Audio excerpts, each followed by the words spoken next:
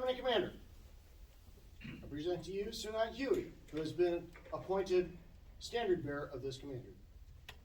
Sir Knight Jason, the jewel of your office is a Masonic plum, surmounted by a banner of the order.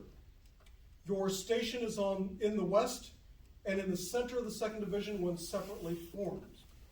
Your duty is to display, support, and protect the banner of our order, which I now confide to your keeping. You will remember that it is the rallying point in time of danger, and when it is unfurled in a just and virtuous cause, you will defend it as long as life endures. About face. Ready, march.